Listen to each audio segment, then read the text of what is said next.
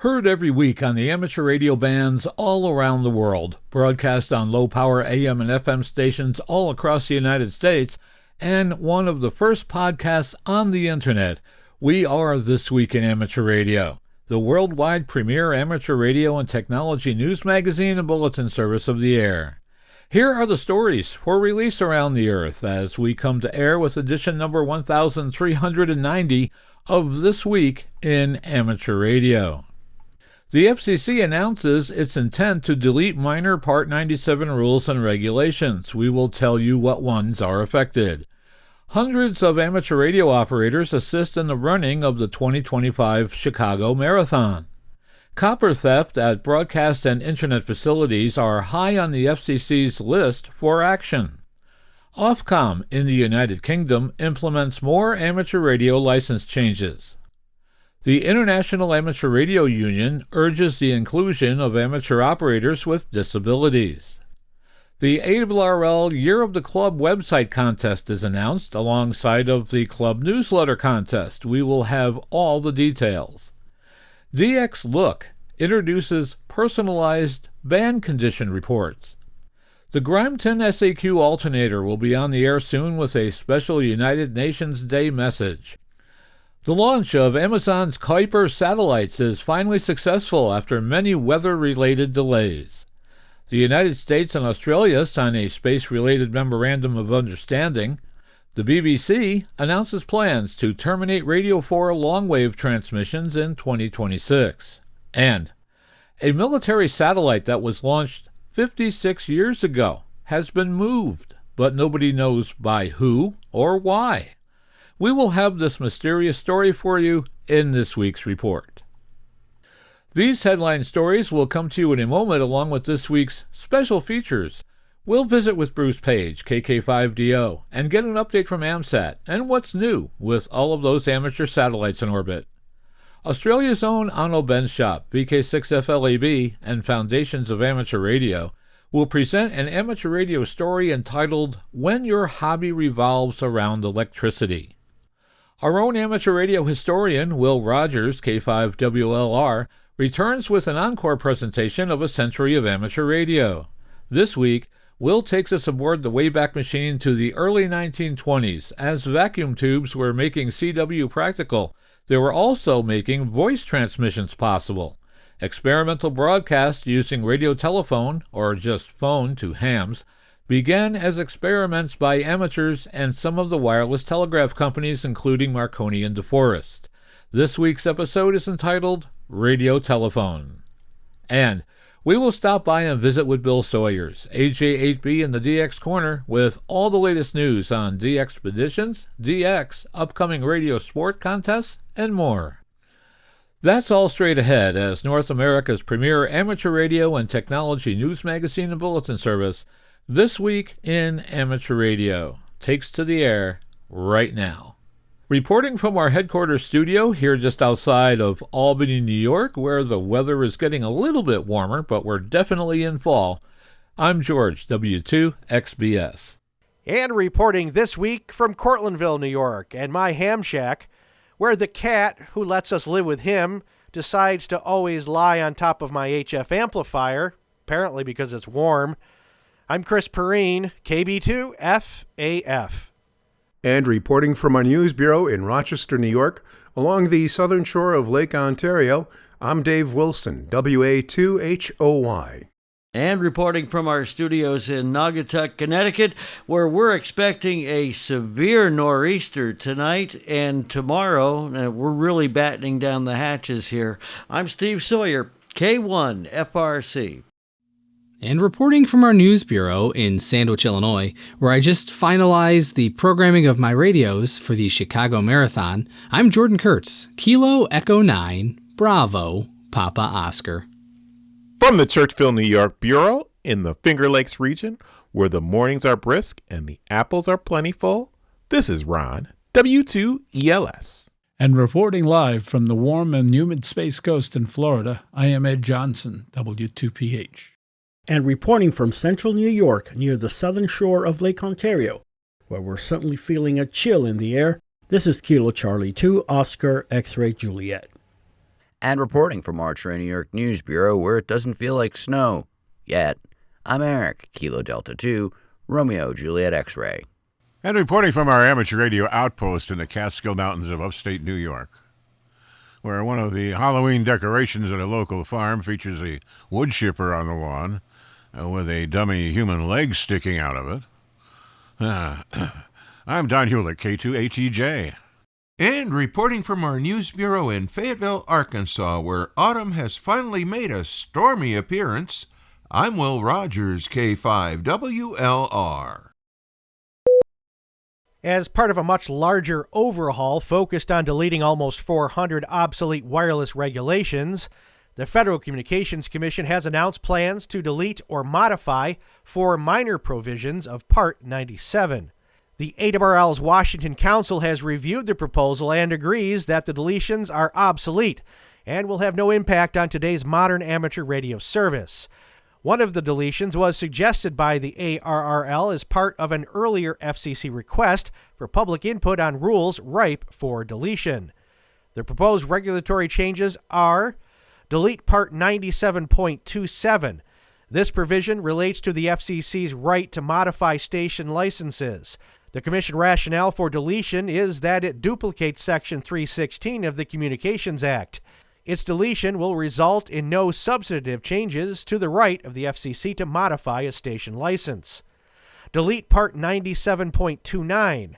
This provision specified the procedure to replace paper licenses. The FCC stopped producing paper licenses at the end of 2020, having implemented a system that allows any licensee to download license originals using the password-protected area of the FCC's ULS computer database system that is web accessible. The ARRL proposed deleting this section in comments filed earlier this year. Delete Part 97.135, Subpart B, Paragraph 2. This provision grandfathered HF amplifiers purchased before April 28, 1978 by an amateur radio operator for use at the operator's station, and also grandfathered those manufactured before April 28, 1978, for which a marketing waiver was issued. The applicability of this rule has long passed. Delete Part 97.521, Subpart B, and Appendix 2. This rule and appendix related to volunteer examiner coordinators regions, which were based on the traditional amateur radio call sign areas. The FCC no longer limits volunteer examiner coordinators to regions, and there is no reason for doing so given the nature of remote exams. Direct final rule proceedings such as this are limited to rules that are no longer applicable because they have sunset by operation of law, govern an expired event, regulate an obsolete technology, regulate virtually a null set of FCC licensees, regulate an outdated market structure, or otherwise are no longer used in practice or otherwise in the public interest.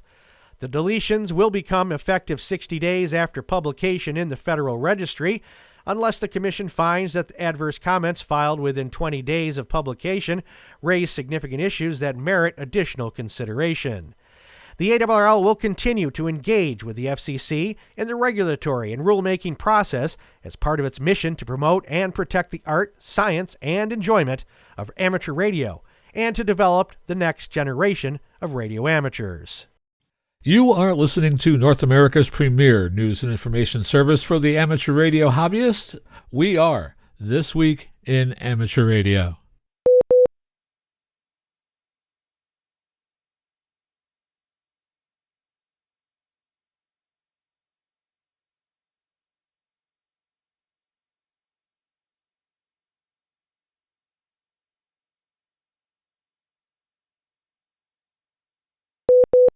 Amateur radio operators serve their communities across the United States in many ways, before and when all else fails.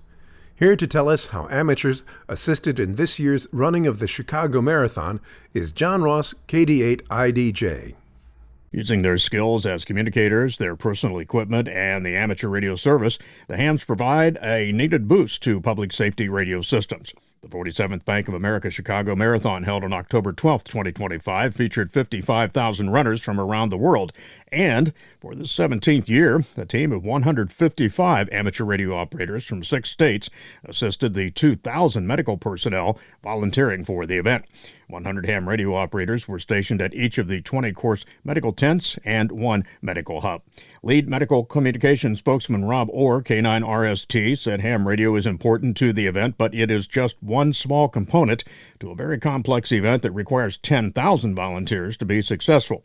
Ham radio has a unique role and works alongside the other specialty service groups required to support an event of this magnitude. We are grateful to the hams who have shared their expertise, their time, and resources over the years. The event has shown the public, the city officials, and the runners that ham radio is very much alive and doing well in Chicago. I'm John Ross, KD8I-DJ. Amateur radio operators were partnered with the medical teams to help coordinate responses, arrange for resupplies, and provide situational awareness for the organizers. About 60% of the amateur radio teams come from local clubs, and they train their own people. There are 5 local radio clubs that have repeaters in tall buildings throughout the city to help reach some of the far ends of the course, but also deployed were 5 portable UHF repeaters in Grant Park and in other select places where there was a real need for backup resources. Organizers wanted to make sure every team had at least 3 ways to reach the forward command tent in Grant Park. They supported the medical teams and communicated their request for transport, supplies, or other course-related information using traditional radio channels. In the forward command tent, the hams had 10 net control operators and logging specialists. For several years, the automatic packet reporting system has been used to track some of the medical personnel in the Grant Park area. This has been a useful tool since the post-race scene is crowded with thousands of runners and friends. APRS was also used to help locate patients, medical teams, and amateur radio operators. We all know how precious copper can be in our antennas and elsewhere in our shacks. Our broadcast colleagues know it too, and have suffered in recent years from vandalism and theft involving copper. And, as we have reported in the past, it has taken them off the air. One FCC commissioner recently called publicly for tougher responses from the agency. As you know, there's a growing epidemic of attacks on communication sites, and the responses needs to include sharper federal penalty and more sophisticated preventative actions from the industry, according to the newest commissioner to join the Federal Communications Commission. Olivia Trusty, who was confirmed to the agency in June, called on telecom companies and broadcasters to fortify their sites with tamper-proof housings, cameras, and alarms, and said the government must likewise step up the penalties for the theft and vandalism. She made her remarks in a video presentation this month at the Telecom Industry Incident Management and Prosecutorial Collaboration Summit in California. The past few years have seen a number of high-profile copper thefts in the United States, disabling internet and television services and even knocking broadcast stations off the air. For some radio stations, the results was tens of thousands of dollars worth of damage.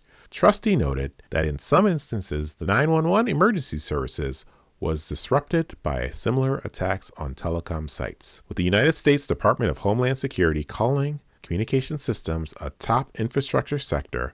A bipartisan measure has been introduced in Congress to address these concerns. It is known as the Stopping the Theft and Destruction of Broadband Act of 2025 and was introduced by a Democrat and Republican lawmaker with support from the industry. We will keep an eye on this story and bring you updates as necessary.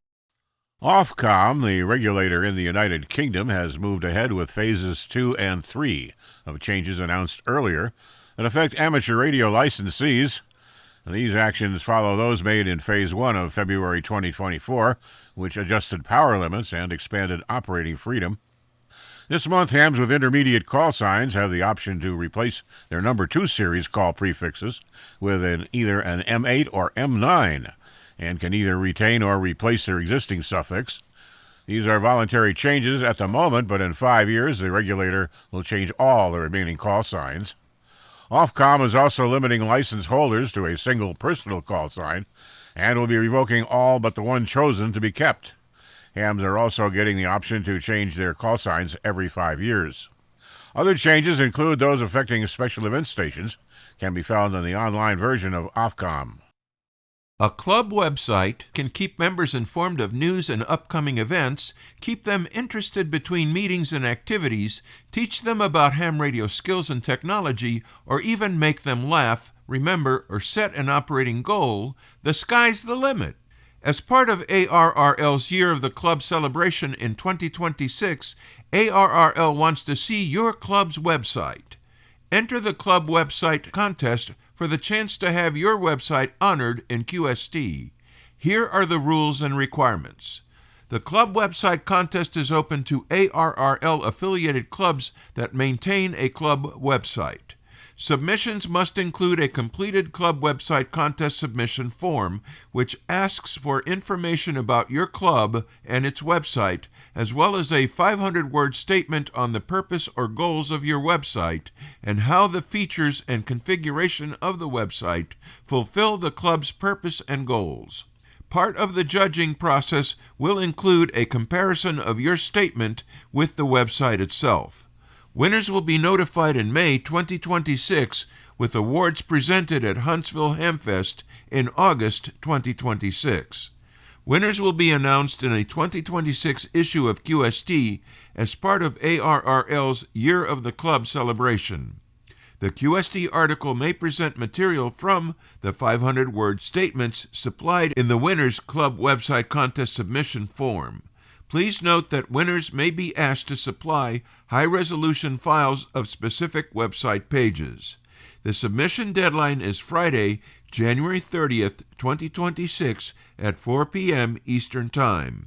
Please note that once you send your submission form, you may update content on your website as needed per your club's normal operation, but you may not make significant changes to the site's structure or functionality until April 1st, 2026. As part of ARRL's Year of the Club, ARRL is hosting a club newsletter contest. With more details on this exciting new contest, we go to League headquarters where John Ross, KD8IDJ, files this report. The club newsletter can keep members informed of news and upcoming events and keep them interested between meetings and activities, teach them about ham radio skills and technology, or even make them laugh, remember, or set an operating goal. The sky is the limit.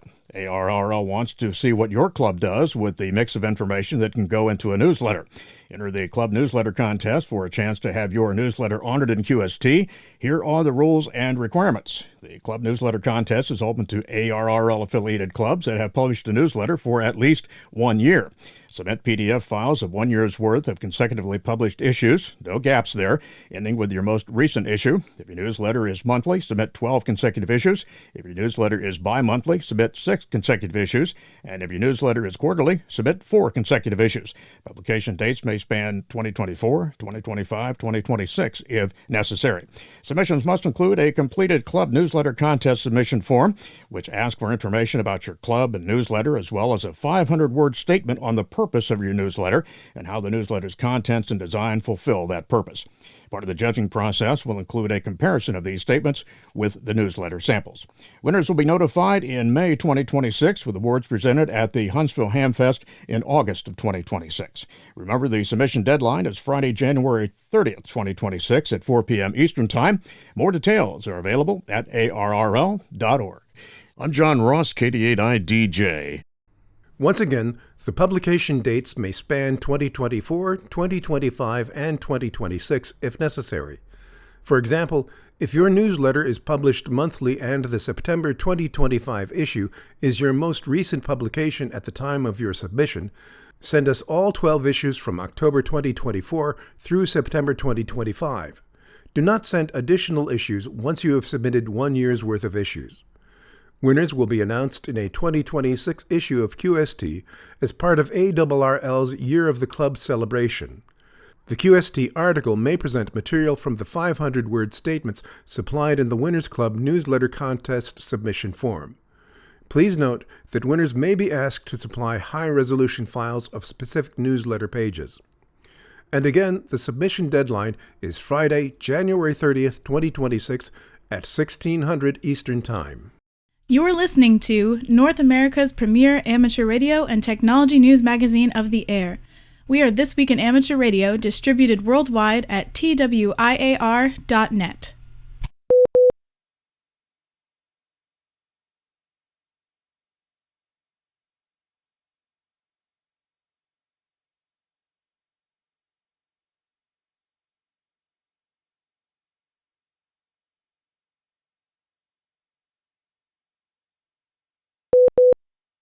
One of the greatest challenges of amateur radio ought to be getting a rare DX, logging an all-time new one, or mastering a new skill or new operating mode. It should not be the act of trying to get on the air itself.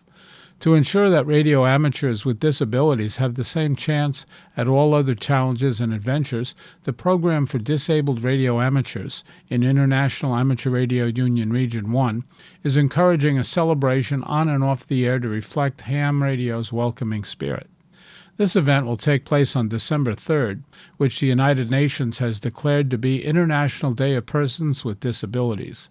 In an announcement about the program, its coordinator, Riri Azrak, OD5RI, encourages ham radio societies to plan awareness events, nets, or special events using a special call sign incorporating the letters PDRA. Hams are also being urged to identify and support radio operators with disabilities or persons with disabilities who are seeking their license. He wrote, "Together, we can demonstrate that amateur radio truly belongs to everyone, regardless of physical or sensory ability." The ARRL Foundation is accepting grant applications from amateur radio organizations for eligible amateur radio-related projects and initiatives, particularly those focused on educating, licensing, and supporting amateur radio activities. To grow amateur radio's future, youth-based projects and initiatives are specially encouraged. The ARRL Foundation Grants Program accepts proposals on a cyclical model 3 times a year, in February, June, and October. Proposals for the October grant period are accepted through October 31st. Awardees will be notified approximately 1 month after the closing of each cycle.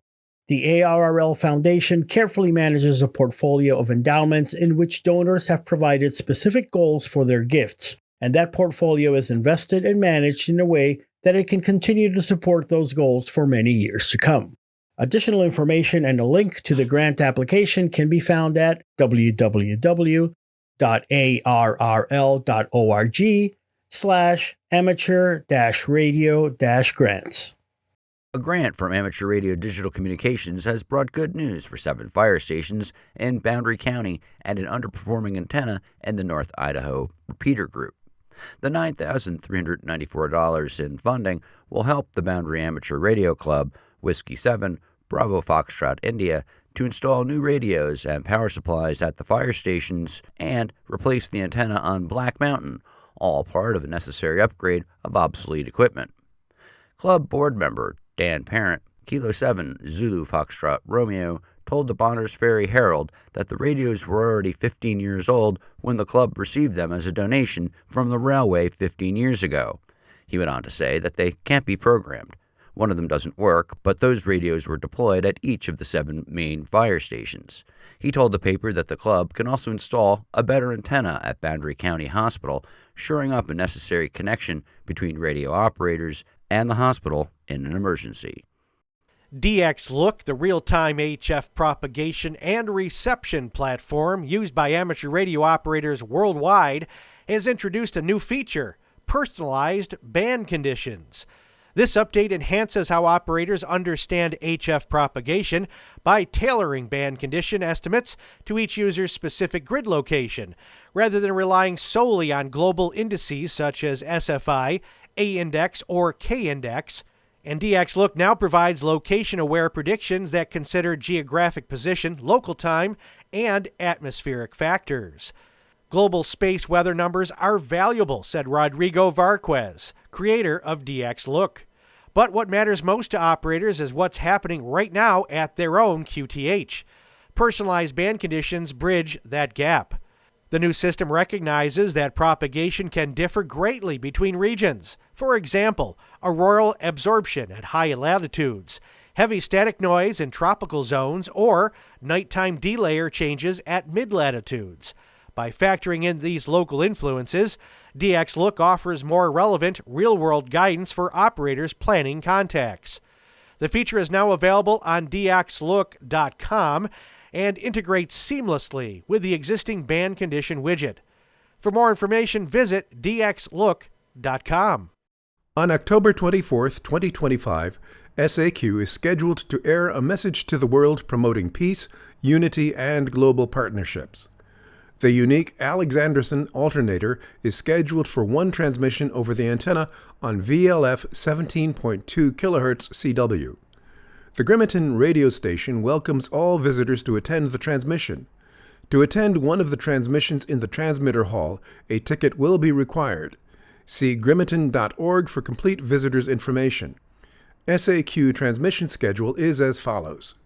1320 UTC, the live YouTube broadcast begins. 1330 UTC, startup of the alternator. 1400 UTC, transmission of a message. In 1924, the construction of Grimeton radio station in Sweden was completed and the two transmitters, invented by Ernst F. W. Alexanderson, was put into commercial operation. The radio station call sign was SAQ. SAQ is the only remaining pre-electronic radio transmitter that has been preserved and is still functional, even though only one of the original two transmitters remain. There may be some test transmissions preliminary on October 23rd between 1300 and 1600 CEST. During the tests, SAQ will be on air for shorter periods of time when we will be carrying out some tests and measurements. Your comments are welcome to info@alexander.n.se. The amateur radio station with the call SK6SAQ will be QRV during the day on the following frequencies: 3517.2 kHz CW, 7017.2 kHz CW, 14017.2 kHz CW, 3755 kHz SSB, and 7140 kHz SSB. Amazon's Project Kuiper satellites finally made it into space aboard a SpaceX Falcon 9 rocket after more than a week of weather-related delays.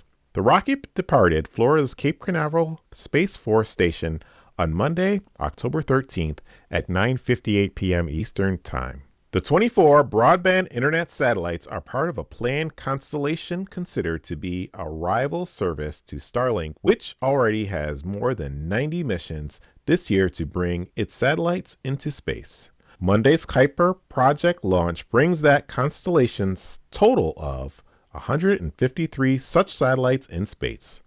Ultimately, 3,236 are expected to be deployed at three altitudes of low Earth orbit: 590 kilometers, 610 kilometers, and 630 kilometers, to compete with Starlink's constellation of nearly the same size. Meanwhile, China has been building its own counterpart projects, which translates into English as the National Network and the Thousand Sails. Both of these planned networks are expected to contain about 13,000 satellites apiece.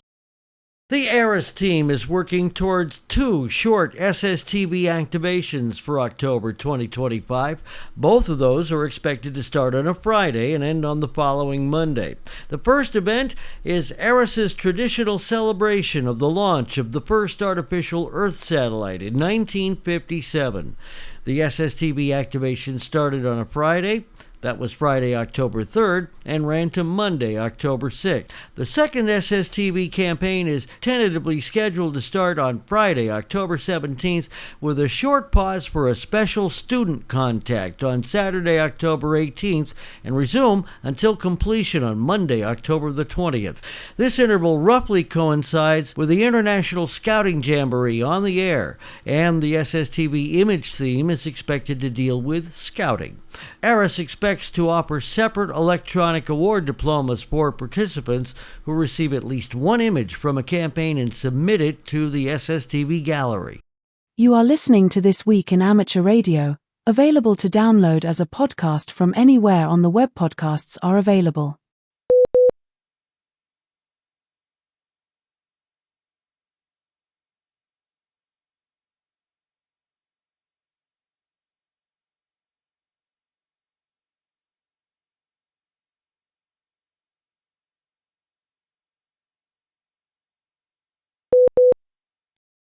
Hello and welcome to the DX Corner for your weekly dose of DX. I'm Bill, AJ8B. Each week I try to focus on those entities that will be available in the next 7 days. There's so much data to sift through that I thought a focus on the next week might be helpful. And I got to give you a hint, if you're really into filling band slots, the next couple weeks and then first week in November is a great time to do that. And the reason is, upcoming is the CQ Worldwide Sideband Contest. And when these guys go to these new islands or they go to different places, they get on the air the week before, if they can, to test their equipment, and then they get on the week after. So sometimes you can get them easily without going through the contest. Here's what you should find QRV when you tune the bands this week. The following DX information comes from Bernie, W3UR, editor of the Daily DX, the Weekly DX, and the How's DX column in QST. If you would like a free 2-week trial of the Daily DX, your only source of real-time DX information, just drop me a note at thedxmentor@gmail.com. Several listeners and viewers have done that, and I've been able to hook them up. So if you want to give it a try, it's thedxmentor@gmail.com. During the Scouts Jamboree on the Air, or JOTA, October 18th and 19th, special call sign E2 JOTA will be active from Thailand. JOTA is an annual event in scouting that facilitates global communication among scouts through amateur radio. It is held in conjunction with Jamboree on the Internet, or JOTI, on the third full weekend of October each year. So depending on when you're listening to this, you may still have time to get Thailand in the log. Chris, VK2YUS, is QRV as YJ0CA from Port Vila, Vanuatu until October 24th. He's using sideband only. Most of his operating will take place between 2100 Zulu and 1000 Zulu. For full QSL details, visit his website on QRZ.com under the call VK2YUS. As a reminder, VE7BV Dwight is QRV from Guatemala, where he is operating holiday style as TG9BBV until October 25th. Activity is on CW, sideband, and FT8 on 7 MHz through 50 MHz. QSL Director via the Bureau to VE7BV and LOTW. The Rebel DX Group is QRV from NUI as Echo 6 Alpha Delta. For the first weeks, the emphasis will be on FT4 and MSHV Superfox. The entire operation will emphasize digital in CW with a, quote, little sideband mixed in as well, end quote. Dave, Golf 4 Whiskey X-Ray Juliet, gives word of his next ZC4 UK Sovereign Base Areas on Cyprus activity as Zulu Charlie 4 Romeo Hotel. He'll be operating intermittently while on holiday from Dakilia between November 3rd and 7th. Dave will be running 100 watts using dipoles and an EdFend halfway. Activity will be on CW, sideband, FT8, and FT4 on 40 meters through 6 meters. Now, I know I said the next 7 days, but I want to point this one out, the November 3rd through the 7th, because although ZC4RH isn't rare, it is not at all common. So if you have a chance to work them, do it. So you might want to put that one in your calendar. A multinational team will be on the air from Gingerbread Hill in St. Peter's on Montserrat for the CQ Worldwide DX Single Sideband Contest. They still have 1 to 3 operating positions open if you're interested. Most of the team will be there from October 22nd to 28th, so this upcoming week, with Irina and Ralph staying a few more days afterwards. During the contest, they will be operating as VP2 MPN on 80 through 10 meters in a multi-op effort. And you can QSL via VP2 MPN via Kilo Bravo 4 Yankee Papa November and eventually LOTW. The 425 DX News reminds us that 3 Baker 9 stroke M0CFW Kazoo will be QRV from Rodriguez Island October 21 to the 29th, including during the CQ Worldwide DX weekend using the call sign 3 Baker 9 kilowatt. QSL using Logbook of the World and Logbook OQRS. Club Log OQRS. Station 7 Quebec 1 Alpha will be QRV from Malawi between October 18th and the 24th. So hopefully by the time you're listening to this, operating CW and digital and the CQ Worldwide DX single sideband contest with 2 or more stations. Ops say they will have veterans and the fresh energy of a new generation with them. Quote, the future of our hobby, end quote. You can QSL 7 Quebec 1 Alpha to 7 Quebec 7 Charlie Tango, or use LOTW or QRZ logbook. Earlier today, the E-51 MWA DXpedition team on the North Cook Islands announced that the local town experienced a fire at the power station, resulting in severe damage. The assessment revealed that the village will be without electricity for the next 3 to 4 months. Due to the lack of power, the team has been forced to end their operations early and will begin packing up equipment for return to the United States. The team expressed gratitude to everyone who supported them and participated in QSOs prior to the DXpedition and shared that they already were considering their next DXpedition. The DX Obsessed team is preparing for their 2025 Fox Whiskey 5 Kilo DXpedition to Wallis and Futuna Islands. The group is excited about the trip, with all members packing and finalizing logistics. Team members will depart from Arizona and Oregon, meeting in Dallas, Texas, before flying to Nadi, Fiji, then onward to Wallis Island. Arrival in Wallis is scheduled for 2:25 p.m. on Saturday, October 18th. So again, about the time you're listening to this, probably. After a brief rest from travel, the team plans to set up at least one station and begin operation on FT8 and or FT4, aiming to announce their presence late Saturday evening. Despite expected rain on Saturday and Sunday, the team is prepared for weather challenges and hopes to be fully on the air by Sunday morning. Updates will be shared as the DXpedition progresses. Greg, W6IZT, reports that the PJ6Y team is en route and will rendezvous in St. Martin early this afternoon before boarding the short flight to Saba. The entire team is very excited to arrive on the island. A team dinner is planned and setup will begin shortly after sunrise tomorrow. A brief announcement will be sent out once the first stations are on the air. Thanks to everyone for your continued support. We look forward to seeing you in the pileups. And the DX Mentor recently dropped both a podcast and YouTube conversation with Greg Marco, W6IZT, who is heading up that entire DXpedition. So if you want to learn more, give that a listen or a watch. The D2 Alpha DXpedition to Angola, QRV until October 28th, consists of Portuguese and Spanish operators commemorating Angola's 50th anniversary of independence. They plan to have 6 stations on 160 through 6 meters, using CW, sideband, RTTY, FT8, and QO100 satellite. 3 stations are for CW, sideband, and digital modes, 1 for single sideband and digital modes, 1 for satellite, and 1 for 6 meters. And all of this can be QSL'd via EA7 FTR. The 5 Kilo Zero Uniform Alpha DXpedition team will arrive on St. Andreas Island between October 15th and the 20th, and expects to be on the air October 20 to 30. They will leave the island November 3rd. They plan to operate 160 meters through 10 meters, CW, sideband, and FT8, and will be in the CQ Worldwide DX Contest single sideband. Before and after the contest, they will conduct, quote, regular DX activity, QSL using LOTW or Clublog OQRS.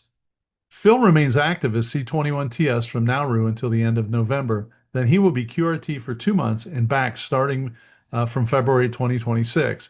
And I suggest that if you need Charlie 2 for your DX marathon for 2025, you better get him now until the end of November because there will be no chance in December. Quote, I'll probably be back for a few months from February 2026 with minimal gear, probably just an FT891. Hard finish will be June 2026 and no later. So if you need him in 2026, you better get him.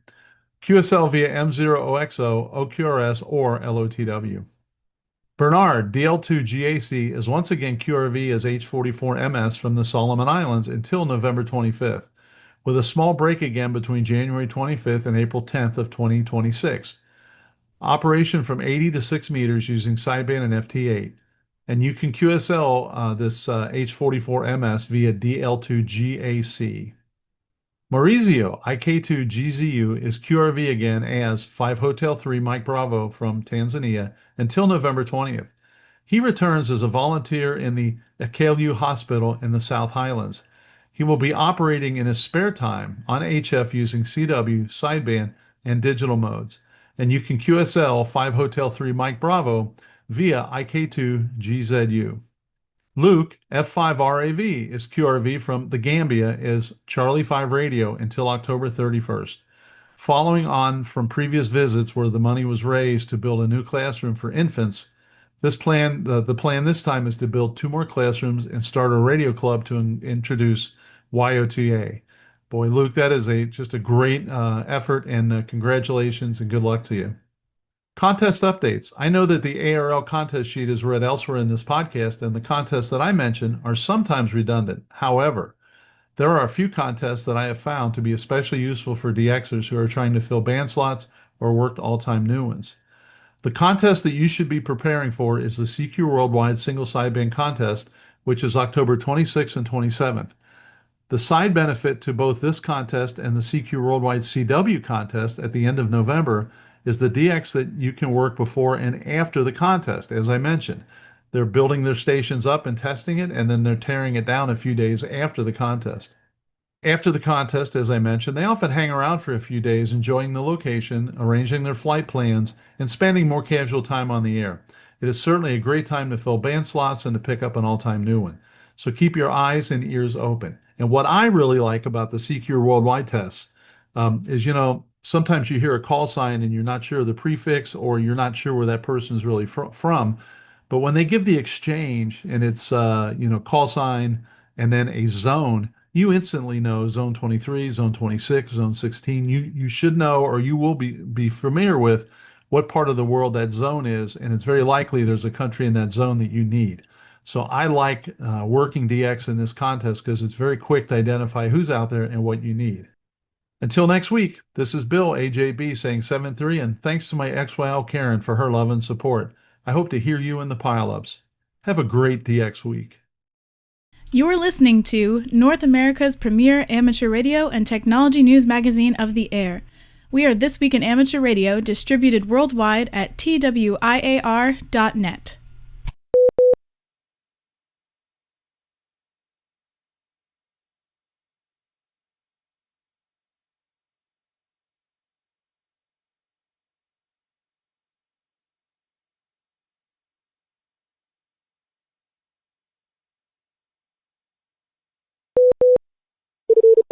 Foundations of Amateur Radio. The other day I went on my first POTA, or Parks on the Air adventure. This time I was on my own. If you recall, my power company announced yet another planned network outage, and I felt that I could use this time without electricity to my benefit, for a change. As is traditional, I did all the prior planning to prevent pretty poor performance.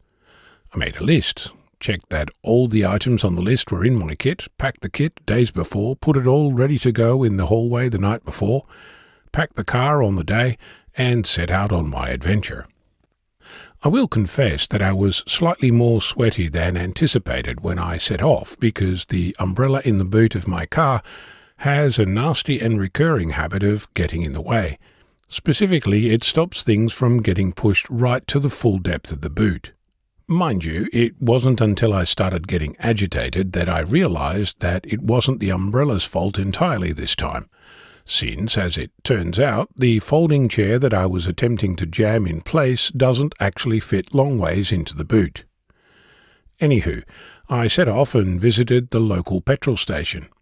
I was not prepared for a customer to spend 15 minutes dribbling the last bit of diesel into their pretend sports utility vehicle, but he looked like he was up for a fight, so I smiled sweetly and waited for him to pay and move his box on wheels.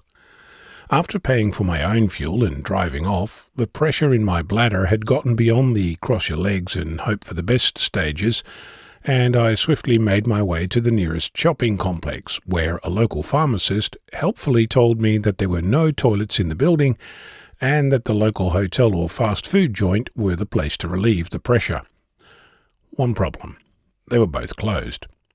At this point I was in pain and discovered that I couldn't read the screen on my mobile phone in the lovely sunlight because it was set to battery saving mode, since my charger was at home where the power was out.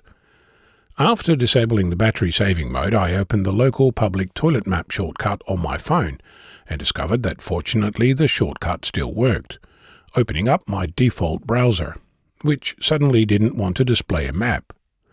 Copied the URL to another browser, still in pain, finally a map. Click on the nearest icon and it navigates me there from Darwin, or over 4,000 kilometers from where I actually am. Luckily, it has the GPS location, which I copy and then paste into my mapping app, and I can finally navigate to the nearest toilet. Several comment-worthy navigation moves later, I drive into the car park, lock the car, painfully shuffle to the building, do my business in the very clean facilities, and then decide that I should just stop, sit, and take a breath. So I get in the car and discover that my partner was right when they heaped scorn on our newly acquired thermos cup. It really does hurt your nose when you try to drink from it, and the sharp edges in your mouth do nothing to make the experience joyful. Meanwhile, there's some trucks moving around in the car park, and a guy walks up to the car to ask me if I can move because they want to move a third, or was it fourth truck into the space. I swallow my sip of restorative coffee, wipe the now wet bridge of my nose, and move the car, only to be blocked from leaving the exit thanks to the slowest reversing truck I've ever encountered, one who then proceeds to sit at the next intersection for 5 minutes without indicating where it was going. Are we having fun yet? I finally made my way to the main road, where I attempted to calm my nerves with the help of a Morse code edition of my podcast. It's been the only exposure I've had to Morse for way too long. This accompanies me to my first destination, breakfast.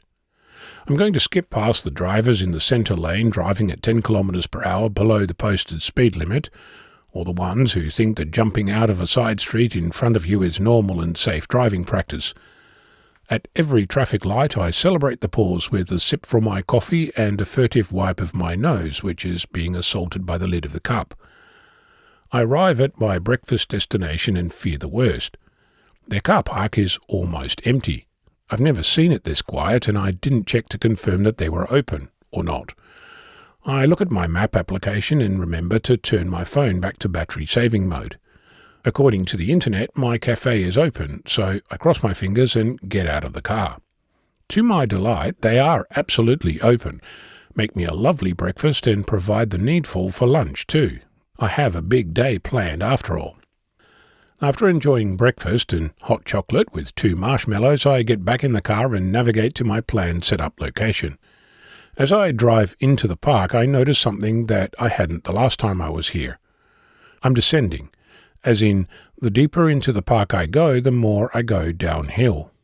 That in and of itself isn't a cause for concern were it not for the fact that the local repeaters are on the hilltops that overlook the city, and I'm several hills inland and travelling into a valley.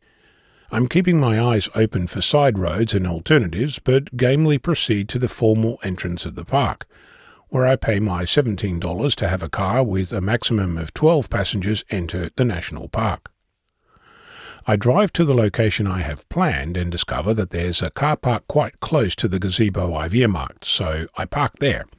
I figure that before I get all set up in the gazebo for a day of radio, I should first check what I can learn from where I'm parked, especially since I'll need to pull the gear out of the car either way. Before I get out of the car, I attempt to mark my actual location on the map, only to discover that there's no mobile phone coverage. So much for using Echolink as a fallback. I pull out the folding table, which neatly fits next to the car, dig out the coax from the boot and lead it out the passenger door. The other end is connected to the boot lip mount that has been there for years. In case of failure, I did bring a magnetic base, but I'm optimistic. I removed the HF and VHF multiband antennas from their storage spot taped to the driver's side rear passenger roof grab handle and pull out the previously errant folding chair. All is going well. I pull out the spare coax and my anxiety spikes a little. This is what I think might be what causes me to come unstuck.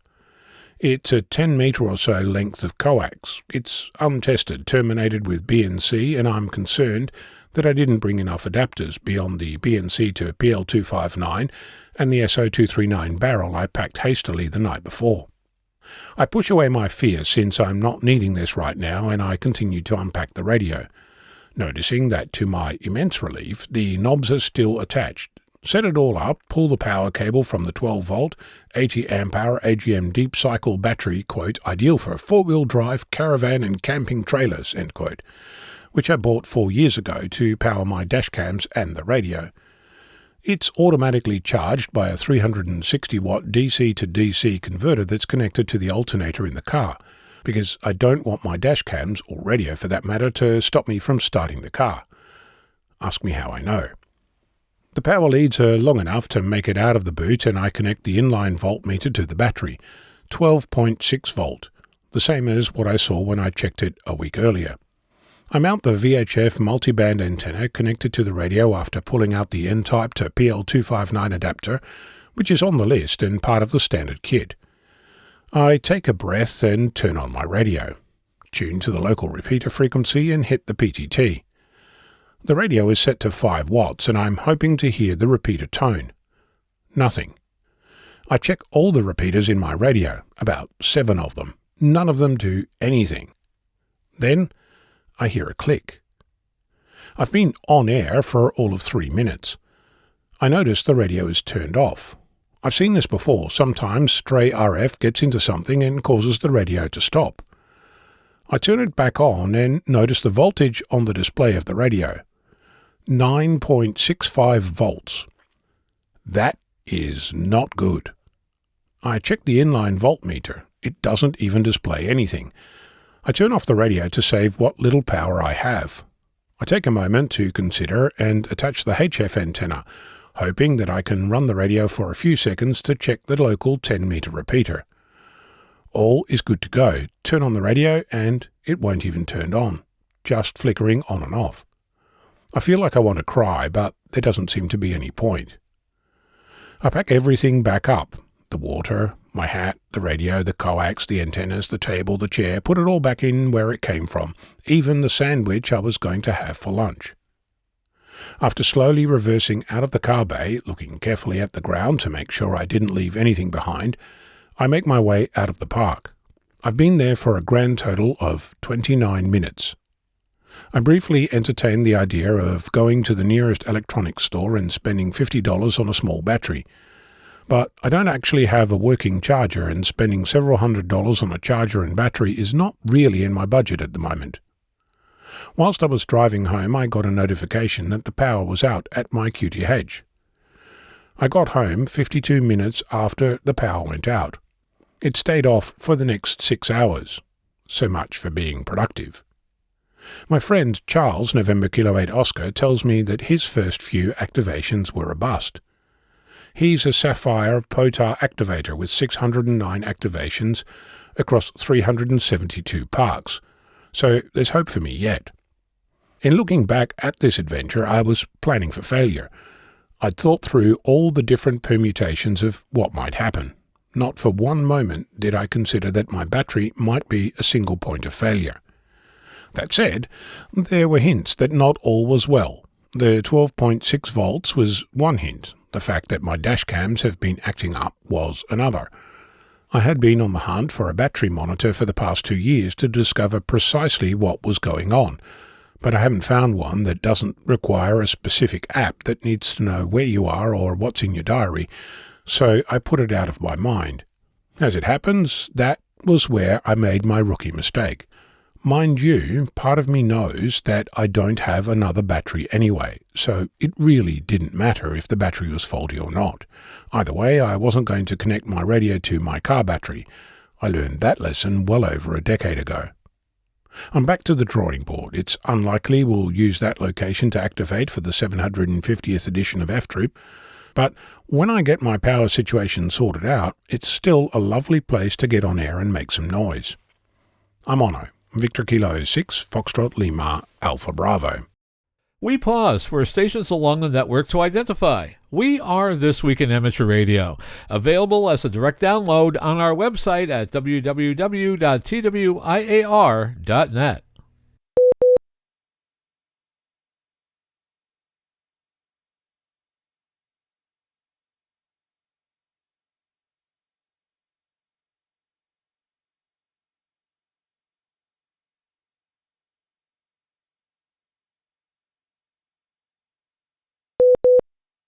The BBC now expects to close its flagship national radio service, Radio 4, on longwave at some point during 2026. This according to a BBC contact that has told the campaign to keep longwave, The news comes in a month that marks 91 years of broadcasting on long wave from the main Deutsch transmitter, and during the centenary year of one of the most iconic long wave programs, the shipping forecast.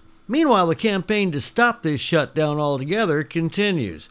Any long-wave shutdown during 2026 would leave the shipping forecast inaudible to many mariners, as FM and Coast Guard signals cannot travel further than a few miles offshore. It would also deprive thousands of long-wave listeners across the country from a much-loved source of news, entertainment, and education in the form of Radio 4, which isn't available in all areas on FM or DAB. Contrary to rumors circulated on some parts of the internet, however, an exact shutdown date for long-wave has not yet been decided, as the BBC continues to carry out an impact assessment on the closure of the service. The BBC has stated its intention to inform listeners of the actual date at least 2 months before the signal is shut off, and this could happen as early as January 2026 or not till December. The campaign to keep long-wave continues to push for this date to be put back further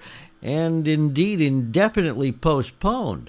In a report called Still Speaking to the Nations, published earlier this year, it set out several important reasons for keeping the long-wave broadcast. Those reasons include the low energy costs of broadcasting from a single transmitter to the whole nation, the importance of a single nationwide reliable signal in the event of war or cyber attack that could render the internet inaccessible, the need for long-wave broadcasts of shipping forecasts at sea, provision of Radio 4 in parts of the country that are poorly served by FM, DAB, and the internet, the heritage value of continuing a service that's run for nearly a century, let alone the countless vintage receivers capable of tuning in, and no hard evidence that long-wave listenership is declining, and the need to attract new listeners to radio for the BBC's own survival.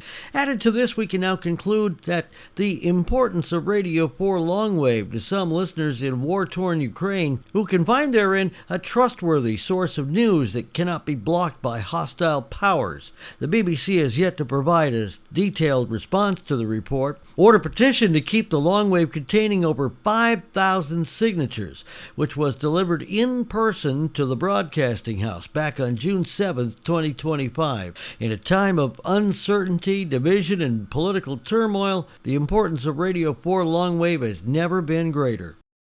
Bruce Page, KK5DO, is here now with this week's AMSAT report. Bruce? Thanks, John. October 8th marked the 10th anniversary of the launch of AMSAT's first Fox 1 satellite, or AO-85. It was operational for 4 years before battery failure. China, CAS-11, was listed as being on the Gravity 1 rocket launch per the IARU filing. However, CAS-11 was not on board the launch vehicle. We need to await an update on the launch of this satellite. There are a bunch of awards for satellite operators to earn from AMSAT, as well as the ARRL. The ARRL VUCC award is for working 100 different grids over satellite, with endorsements for more grids. AMSAT offers the reverse VUCC award on satellite. This is for those that do a lot of traveling from many different grids. Thus far, earning the top spot is James ND9M with 494 reverse grids. Close behind him is Randy WI7P with 475 reverse grids. James has worked many of his grids on a ship, whereas Randy earned most of his driving throughout the United States. As we go to press, the AMSAT Symposium is taking place in Phoenix. I will have more news about this next week. This is Bruce Page, KK5DO. Back to you, John. And thanks, Bruce, for that report. It is time for this week's space weather and terrestrial propagation forecast. Solar activity reached moderate levels due to M-class flare activity. Region 4246 underwent significant evolution, growing in overall size while gaining multiple new spots. Subsequently, AR 4246 was the main provider of activity, which included M1.2 flares on October 13. Several coronal mass ejections with potential Earth-directed components are in the mix at this time. Additional modeling efforts are underway to perhaps confirm those suspicions. The largest flare was a long-duration M4.82 on October 15. Several coronal mass ejections with potential Earth-directed components are in the mix at this time. Other notable activity included a prominence eruption off the east-northeast limb, first visible in LASCO C2 imagery on October 14. Given the location of the event, initial analysis suggests this ejecta to be well into foul ball territory and not Earth-directed. Additional modeling efforts are underway to perhaps confirm this suspicion. Slight decay was observed in the intermediate portion of region 4248 as it grew in length. Region 4247 was in decay as well. The remaining regions were unremarkable in comparison. No new regions were assigned numbers this period. Minor to moderate radio blackouts are likely for the next 3 days, with a slight chance for an isolated strong event, due to the current and potential flare activity of regions 4246 and 4248.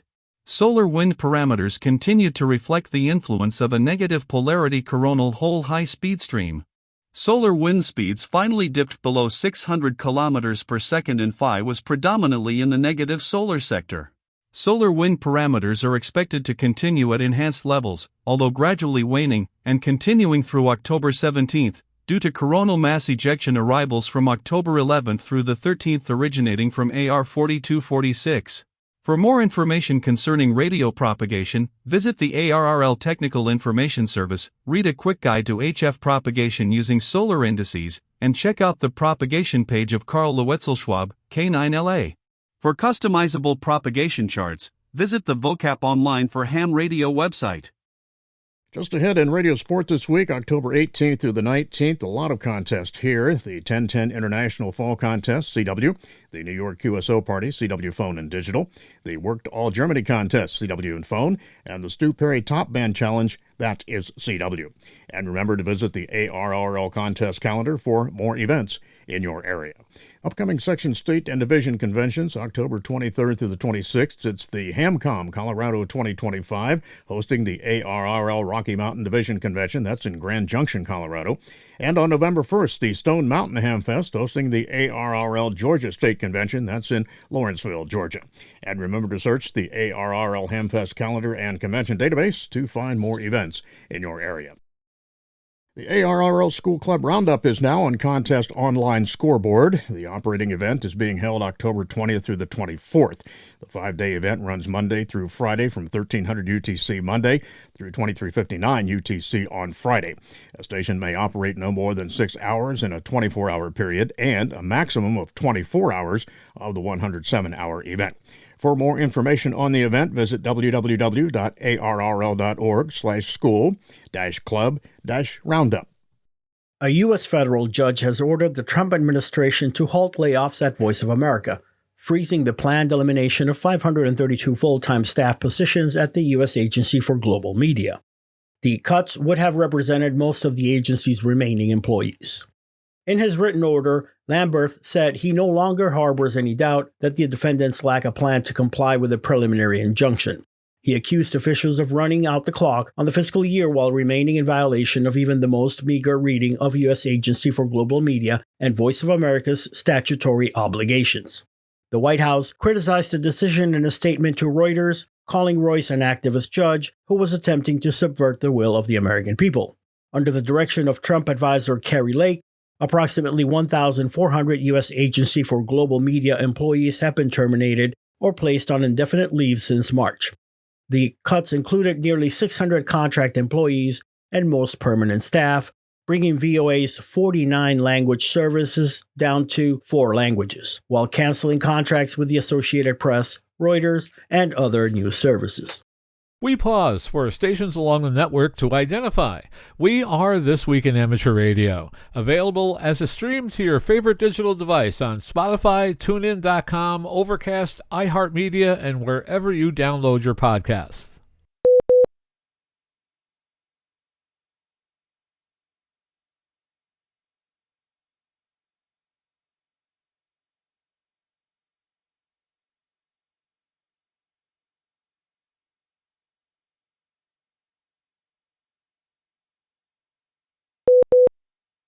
Welcome to the 28th segment of Ham Radio History, a century of amateur radio. Hams, organizations, events, inventions. I'm Will Rogers, K5WLR. Our thanks to Chris Cadella, W2PA, for allowing us to use his website in the production of these segments. Now sit back and relax and enjoy the next chapter of ham radio history. Radio telephone. As vacuum tubes were making CW practical, they were also making voice transmissions possible. Experimental broadcasts using radio telephone, or just phone to hams, began as experiments by amateurs and some of the wireless telegraph companies, including Marconi and DeForest. In these early years of radio, just having a receiver to listen to the limited number of phone broadcasts was sufficient to be regarded as a radio amateur. The Marconi wireless telephone was demonstrated publicly for the first time on 12 June 1916. Aboard a ship making its way out of Long Island Sound en route to Boston, an audience heard conversation and music via a 2-hour broadcast from Marconi's station in Aldine, New Jersey. David Sarnoff, then Marconi's communications manager, demonstrated the new technology to members of the New York Technology Club who were on their way to attend dedication ceremonies for new buildings at MIT. Among the distinguished group were Orville Wright and Alexander Graham Bell. That same year, thousands of amateurs listened to the DeForest Company's radio-telephone test broadcast of opera music from a phonograph in their lab at Highbridge in New York City. The company planned to continue the tests with a news format scheduled for every weekday at 8 p.m. on 800 meters. With so many hams in the audience, their request for reception reports was answered quickly as the mail poured in just before the war closing took effect. After the war, some of the first regular broadcasts came from Frank Conrad's station, 8XK in Pittsburgh, playing music. Westinghouse, his employer, began manufacturing simple receivers so that people who were not amateurs could also listen, establishing a new and different category of radio users. Several thousand Westinghouse receivers were sold in the Pittsburgh area in 1920, perhaps the first such sale specifically aimed at the general public rather than hams. Anticipating a business opportunity broader than just Pittsburgh, the company proceeded to erect broadcasting transmitters in several other cities. Conrad's station, 8XK, later became KDKA. This was the beginning of the radio broadcasting boom, which would put wireless technology into almost every home and revolutionize both commercial and amateur radio. One of the first in-depth technical treatises to cover radio telephone for radio amateurs was delivered by engineer Walter S. Lemon at an RCA meeting in the spring of 1920 and published in QST. Describing basic amplitude modulation, AM, Lemon emphasized the necessity of using only undamped waves, since any form of damped oscillation would not be capable of faithfully reproducing the modulating audio. With spark, for example, any audio that occurred between sparks would be lost. This fact had not kept people from trying. One early method of modulation simply involved inserting a microphone in the antenna or ground lead.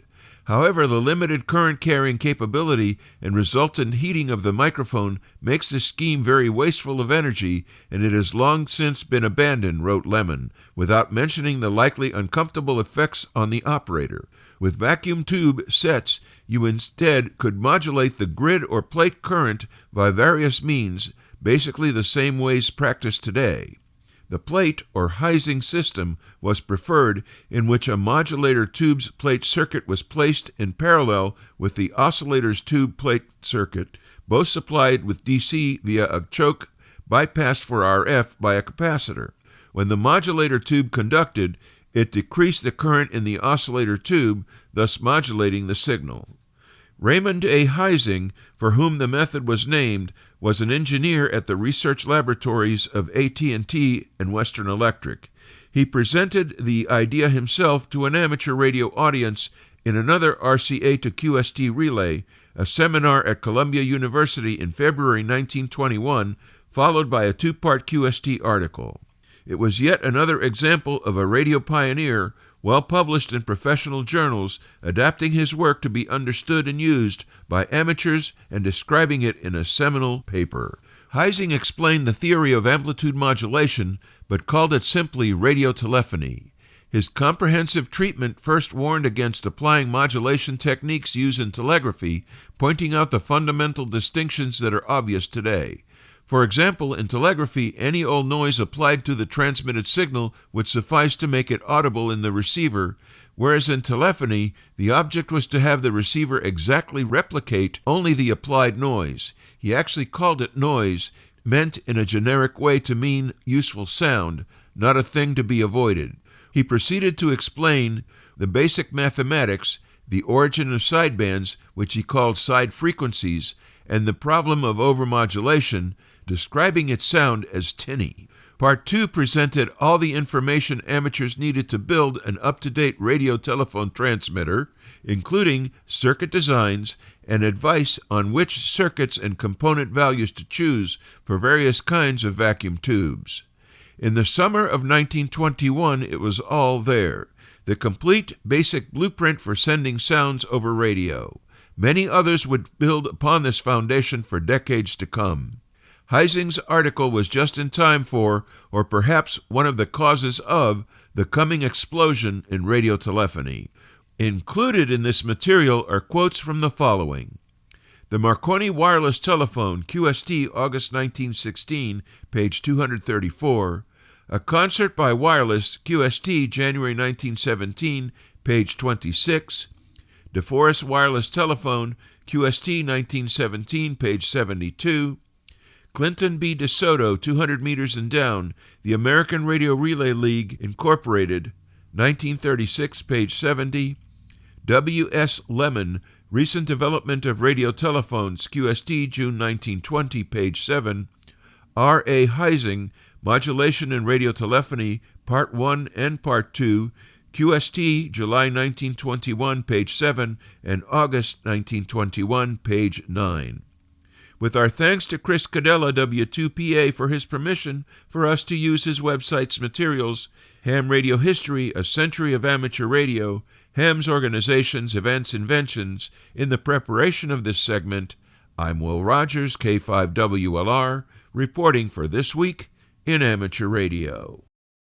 TuneIn.com, a popular radio and podcast streaming app, is teaming up with the USA's Federal Emergency Management Agency's integrated public alert and warning system to deliver emergency alerts through its Android Auto TuneIn app. The streaming audio platform heralded the announcement as an important step forward as the industry shifts toward digital-first audio experiences. TuneIn's internet-based service delivers reliable audio quality and broader coverage than traditional radio, especially in areas where terrestrial signals may be limited, a release said. The feature offers iPause alerts from the local, state, tribal, and federal agency level to TuneIn users in affected areas. It is available to auto manufacturers that integrate TuneIn as part of their vehicle infotainment systems through Android Auto. A TuneIn spokesperson said the company has no specifics for motorists who use Apple CarPlay for infotainment or phone projection. The spokesperson added that the company is exploring all options. You are listening to This Week in Amateur Radio, available as an on-demand stream from Spotify, Deezer, and wherever podcasts are available.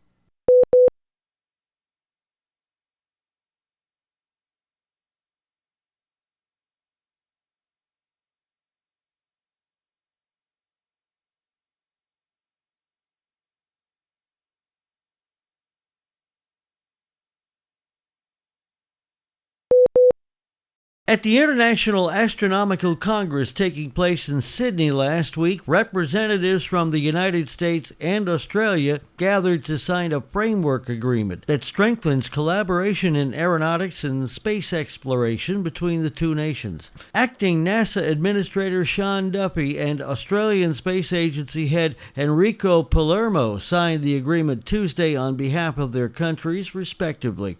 Australia is an important and long-time space space partner from Apollo to Artemis, and this agreement depends on that partnership, said Duffy. International agreements like this work to leverage our resources and increase our capabilities and scientific returns for all, proving critical to NASA's plans from low Earth orbit to the Moon, Mars, and beyond. Australian Minister for Industry and Innovation and Minister for Science Tim Ayres said the signing builds on more than a half-century of collaboration between the two nations. Strengthening Australia's partnership with the U.S. and NASA creates new opportunities for Australian ideas and technologies, improving Australia's industrial capability, boosting productivity, and building economic resilience, Ayres said. Known as the Framework Agreement between the government of the United States of America and the government of Australia on cooperation in aeronautics and the exploration and use of aerospace and outer space for peaceful purposes,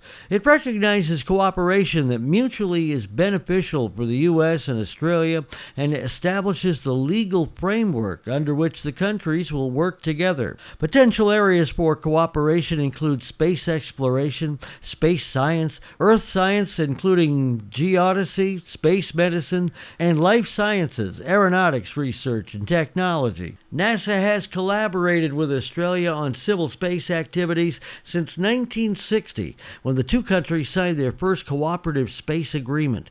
The Canberra Deep Space Communication Complex played a vital role in supporting NASA's Apollo program, most notably during the Apollo 13 mission. Well, today, the complex is one of 3 global stations in NASA's Deep Space Network, supporting both robotic and human spaceflight missions. One of the original signatories to the Artemis Accords, Australia joined the United States under President Donald Trump and 6 other nations in October 2020 in supporting a basic set of principles for the safe and responsible use of space. Global space leaders from many of the 56 signatory countries met in Sydney this week to further their implementation. As part of an existing partnership with the Australian Space Agency, Australia is developing a semi-autonomous lunar rover which will carry a NASA analysis instrument, which is intended to demonstrate technology for scientific and exploration purposes. The rover is scheduled to launch by the end of the decade through NASA's Commercial Lunar Payload Services Initiative. NASA's international partnerships reflect the agency's commitment to peaceful, collaborative space exploration, building on a legacy of cooperation from the Space Shuttle to the International Space Station, and now Artemis. International partnerships support NASA's plans for lunar exploration under the Artemis campaign and future human exploration of Mars. Edward F. Ed Hare, Jr., W1RFI, who spent decades as an employee of the ARRL laboratory, has become a silent key. He died on October 10th of 2025 at the age of 75. Hare was first licensed as a teenager as WN1CYF, later WA1CYF and KA1CV, and was an active ham throughout his life. He was an avid QRP operator, earning his Work to All State certificate with 250 milliwatts on CW. In his professional life, he was an accomplished product test engineer and a leading expert on radio frequency interference. After an industry career in product testing, he came to work for the ARRL in 1986. During his tenure, Hare led a technical expert aspects of the many important advocacy efforts taken on by ARRL's lab, including the successful fight against the broadband over power lines. Hare's extensive technical studies and solid factual data effectively supported ARRL's Court of Appeals submissions against the FCC, thus contributing substantially to ARRL's victory and causing the FCC's flawed BPL rules to be remanded. Hare developed a waiver process in cooperation with the United States military to allow amateur radio access to the 70-centimeter band near several high-power radar sites. He also started the ARRL RFI program, which helps amateurs work through the FCC to resolve interference problems. It was also instrumental in ARRL's 2023 defense against the high-speed stock traders petition that would risk significant interference to the amateur HF bands. Hare had the seat for the amateur radio on many industry committees, including several of the Institute of Electrical and Electronics Engineers, and on the American National Standards Committee C63, which develops standards for testing and measuring electromagnetic compatibility. Many radio clubs recall Hare's popular Stump the Speaker feature that he held after giving presentations. Hare would allow the audience to try and stump him with radio questions and trivia, and they were rarely successful. He retired from the ARL as laboratory manager in 2023, but continued to serve in the lab as a volunteer until the time of his death. He frequently mentored members of the ARL staff on improving their operating skills and encouraged them to grow as radio amateurs. He was especially fond of creating new CW operators. Hare was a member of the ARRL Diamond Club and the A1 Operators Club. The ARRL Board of Directors bestowed the ARRL Technical Merit Award on Hare in 2008 for his work on APL, an honor that, before Hare, was last awarded in 1976. It is time for this week's AMSAT satellite shorts from all over. And once again this week, they are really short. We begin with October 8th, 2025, which was the 10th anniversary of the launch of AMSAT's first Fox 1 satellite, AO85. Although it suffered from a slightly deaf receiver, AO85 provided amateur service for 4 years before succumbing to battery failure, supporting thousands of QSOs. Additionally, the satellite returned 6,411,349 frames of telemetry over its lifetime, including experimental data for Vanderbilt University. Next, ARIS's Slow Scan TV Series 29, highlighting World Space Week, concluded last week with over 3,200 people submitting more than 8,000 image decodes so far. To receive a digital certificate, submit your decodes by 23:59 UTC on Sunday, October 12th online to aris-usa.org. And our final short looks at a rumor that circulated recently saying that CAMSAT's CAS-11 satellite would launch this week on the Gravity 1 rocket from a sea launch platform off the coast of Haiyang. Although the launch was successful and the orbital parameters and launch information matched the IARU filing for CAS-11, it appears that the satellite was not on board. 2 Faraday cages have been put in place at the Square Kilometre Array site in Western Australia to protect the giant radio telescope from interference caused by RF leaks coming from inside the data center. The data center and the array are being built in Murchison, a remote location that provides a needed environment of radio quietness. Despite the radio silence at the location, the data center's computers, which connect to the city of Perth, generate stray RF, spurring the need for Faraday cages to prevent the electromagnetic energy from escaping. The International Massive Array, which will have 131,072 antennas, is still a work in progress since it was started in 2022. The site in Australia is home to the array's low-frequency antennas. South Africa is housing the mid-frequency antennas. The observatory and headquarters are at the Jodrell Bank Observatory in northwest England. Although the array will still be a work in progress through to 2029, Philip Diamond, director of the Square Kilometre Array Observatory, recently told the Register website that tests may be run on the facility as early as 2027. He told the Register, "By then we will have the largest physical low-frequency telescope on the planet." We pause for stations along the network to identify. We are This Week in Amateur Radio, your amateur radio and technology news magazine of the air, available as a podcast on iTunes, Google Play, iHeartMedia, and Spotify.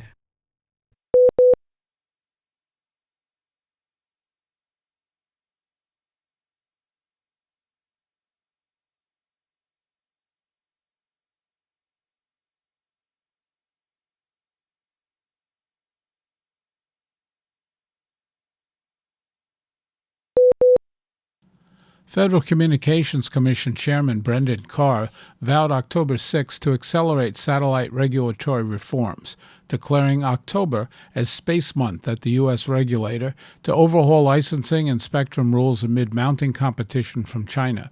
Speaking at the ribbon-cutting ceremony for Apex's new satellite manufacturing facility in El Segundo, California, Carr outlined two main proposals that the FCC is preparing to vote on. The first would replace our bespoke licensing process with a licensing assembly line, which Carr said would presume straightforward satellite and Earth station applications are in the public interest and eligible for expedited approval. The second proposal would revise siting rules for Earth stations in the upper microwave bands, known as UMFUS, to enable more intensive use of spectrum and simplify approvals for operators. We'll replace a default at no at the agency with a default to yes framework, Carr said. Since January, Carr said streamlining efforts have already helped the FCC process half of the Earth station applications that had been pending before the regulator. He also pointed to an ongoing rulemaking that could free up more than 20,000 megahertz of spectrum for satellite broadband and a review of spectrum sharing rules between geostationary and non-geostationary systems. The latest proposals follow an August 13th executive order signed by President Trump directing federal agencies to remove regulatory barriers for the commercial space industry, including reforms to launch licensing, mission authorization, and environmental reviews.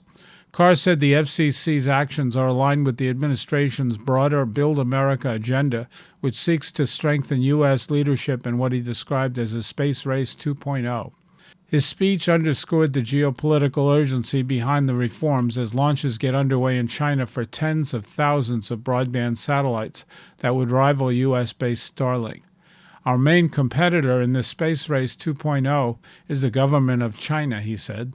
They have their eyes set on dominating in low Earth orbit and, frankly, up and down every orbit. The FCC did not provide more details about the incoming proposals or how they might be affected by the outgoing U.S. government shutdown. A free weekly live amateur radio general class licensing course on the Zoom platform will begin on Thursday, October 30th, and will run through Thursday, January 8th. This will be a total of 9 sessions with no class being held on Thanksgiving or Christmas. The 3-hour sessions will start at 6:30 p.m. Eastern Time. These are the classes that we have been holding for years, sponsored by the Amateur Radio Club of the National Electronics Museum. Participants in the course should have or be studying for their amateur radio license. Those wishing to sign up should email roland.anders@comcast.net. Coming up this week on Ham Shack TV, there's an episode you won't want to miss. On Wednesday, October 23rd at 8 p.m. Eastern, join host Ham Shack TV live on YouTube for a special conversation with Bob Ronk, a seasoned operator and member of the Bouvet Island DXpedition team. We'll be diving into one of the most talked about adventures in the world of amateur radio, the Bouvet Island DXpedition. Often called the most isolated island in the world, Bouvet sits deep in the South Atlantic Ocean, and making contact from there is a true badge of honor for any DXer. Bob will share a behind-the-scenes look at what it takes to plan, execute, and operate from such a remote and unforgiving location, from battling rough seas to keeping equipment running in extreme conditions. You'll hear about the logistics, the gear, and the teamwork that make these reactivations possible. Whether you're an experienced DX chaser or just curious about what drives hams to the ends of the earth in pursuit of that elusive contact, this is an episode you won't want to miss. So, mark your calendars and tune in to Ham Shack TV on YouTube, October 23rd at 8 p.m. Eastern, and join the live chat to ask your own questions during the show. That's Ham Shack TV, where the adventure of amateur radio comes to life. After announcing on October 6th that it would vote on a notion of proposed rulemaking on ATC 3.0 at its October meeting, the Federal Communications Commission released a draft of the measure that provides more details on how it plans to consider the matter and which questions it might explore. The draft, which could change before the FCC is scheduled to vote on October 28, raised more questions than answers about how the agency might act on key issues related to next-gen TV, but does provide some hints on how FCC Chairman Brendan Carr is thinking about the subject. The draft notes that the FCC has tentatively concluded that TV stations should be allowed to choose when to stop broadcasting via the ATSC 1.0 standard, and begin broadcasting exclusively in 3.0.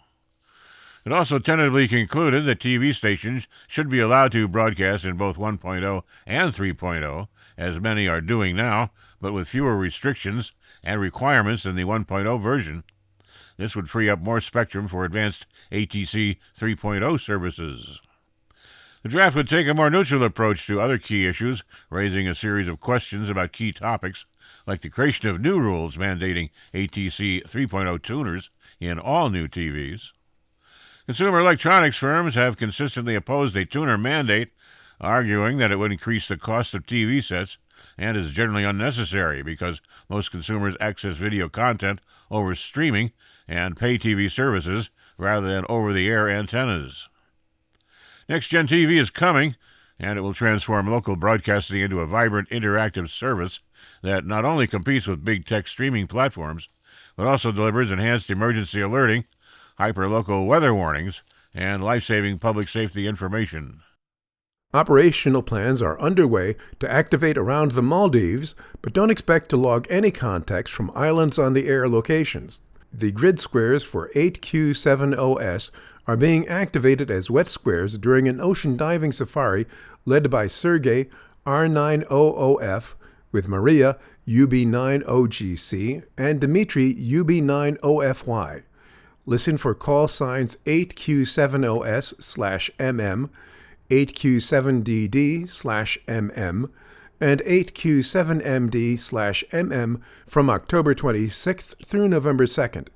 They'll be on the air using SSB on 20, 17, 15, and 10 meters.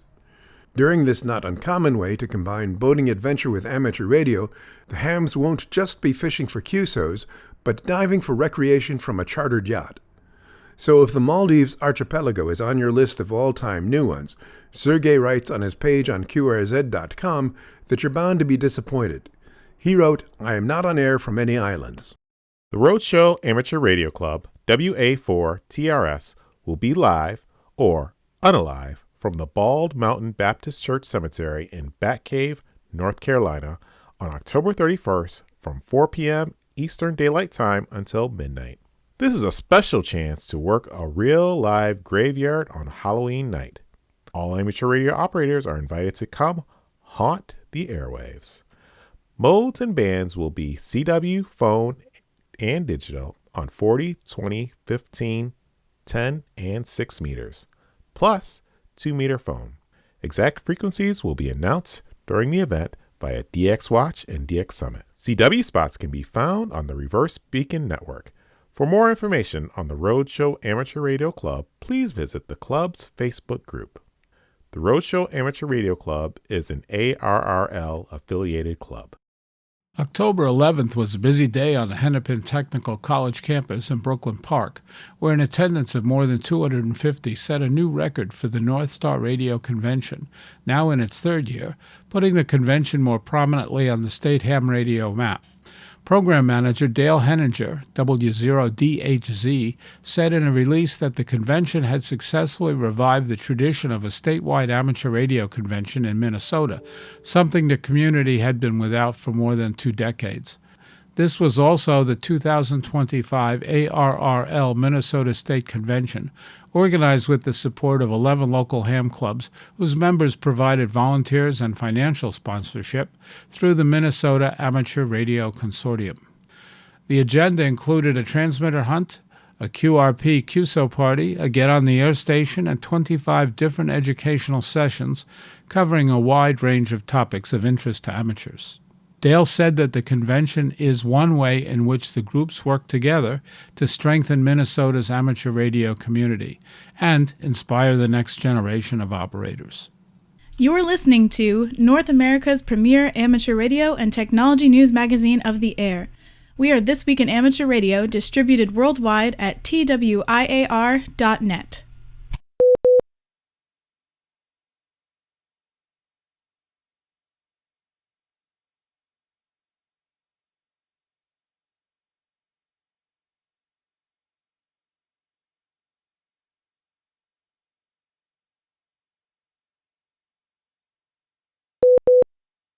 Organizers from the Amateur Radio Club of Khulna are calling the Sunderbans DXpedition a milestone event that will combine the talents of newly licensed ham radio operators from Bangladesh under the coordination of Shuvo S21CMD. Operating from what is considered the world's largest mangrove forest, the youthful team of many as 20 will be putting the call sign S21SDX on the air from November 13 through the 15th. Shuvo said in a press release that Bangladesh's few young amateur radio operators are not only connecting voices across the continent, but also carrying the spirit of nature in every transmission, whether calling CQ or sharing stories over HF. They'll be operating on most of the HF bands using sideband and FT8. The activation in the West Forest Division of the Khulna range will be a Parks on the Air activation, much as a DXpedition. The Sudaran Bands is a UNESCO World Heritage Site and a sanctuary for the Bengal tiger. Shuvo said our tiger is to test and prove the potential of young amateur radio operators of Bangladesh and to spotlight the beauty, biodiversity, and cultural richness of the Sundarbans to the world through the universal language of radio. Amateur Radio on the International Space Station, or ARISS, is pleased to announce the U.S. schools and host organizations newly selected for 2026 ARISS contacts. A total of 4 of the submitted proposals during the recent proposal window have been accepted to move forward in the process of planning to host a scheduled amateur radio contact with the crew on the ISS. The ARISS program anticipates that NASA will be able to provide scheduling opportunities for the 4 U.S. host organizations during the January 2026 through June 2026 time period. They are now at work starting to implement their 4 to 6 month education plan, which was outlined in their proposal. These STEM-based educational activities help prepare students for their contact, as well as create an ongoing exploration and interest in aerospace and amateur radio topics. They are also completing an acceptable equipment plan that demonstrates their ability to execute the ham radio contact. Once their equipment plan is approved by ARISS, the final selected schools and organizations will be scheduled as their availability and flexibility match up with the scheduling opportunities offered by NASA. The schools and host organizations are ASU STEM Preparatory Academy in Mesa, Arizona, Con Magnet Elementary School in Raleigh, North Carolina, the Center for Creativity, Innovation, and Discovery in Providence, Utah, and the Ecotarium in Worcester, Massachusetts. The primary goal of the ARISS program is to engage young people in science, technology, engineering, arts, and math activities, and raise awareness of space communications, radio communications, space exploration, and related areas of study and career possibilities. A military spacecraft launched 56 years ago was moved from its orbit, and nobody is quite sure who did it or why. In 1969, the United Kingdom launched Skynet 1A, a military communication satellite placed in orbit above the east coast of Africa in order to relay information to British armed forces. It stopped working due to hardware issues around 18 months after it started operating, and the spacecraft was left to the laws of physics to orbit the Earth. It is now the oldest UK spacecraft still in space. It's a good idea to check on defunct satellites to make sure the space debris is not on course to collide with any working satellites or populated areas of the Earth below. In the 1970s, when the satellite was closely tracked, it was in a geostationary arc at a longitude of around 40 degrees east, where it remained when it was decommissioned. Such orbits are subject to gravitational perturbations by the Sun, Earth, and Moon. If Skynet 1A had failed at its operational location of around 40 east, we would now expect it to be oscillating by plus or minus 35 degrees either side of 75 east, Satellite System Engineer Dr. Stuart Eaves explains in a blog post for the Global Network on Sustainability in Space. Except it isn't. According to the UK registry, Skynet 1A is currently sitting very close to the bottom of the other well at 105 west, oscillating by just a couple of degrees. The spacecraft is not where it's supposed to be, according to what we know about orbits, now some 36,000 kilometers above the Americas. At some point in the intervening years, the satellite has likely been moved, but nobody appears to know when, who, or why. Tracking of the satellite has been patchy, particularly in the mid-1970s, when the maneuver appears to have taken place, and any records of what happened appear to have been lost. The satellite, though the UK's first, was built and partially operated by the USA, with both countries sending commands to it. A Skynet team from Oakhanger would go to the United States Air Force facility in Sunnyvale, colloquially known as the Blue Cube, and operate Skynet during Oakout. Rachel Hill, a PhD student from University College London searching the National Archives for clues, told the BBC. This was when control was temporarily transferred to the U.S. while Oakhanger was down for essential maintenance. Perhaps the move could have happened then. While an interesting mystery as to who fired it and why, it could become more pressing in the future. In its current orbit, the satellite could pose problems for other nearby satellites in geostationary orbit. Should it collide with another, the question of who issued the order to fire the satellite's thrusters could decide which country is held liable for the ensuing damage. This Week in Amateur Radio is heard on nets and repeater systems all around the U.S. and around the world on great operations like WA0RCR from the center of the U.S., Wentzville, Missouri, where This Week in Amateur Radio is proud to be part of the legendary Gateway 160-meter net report each weekend.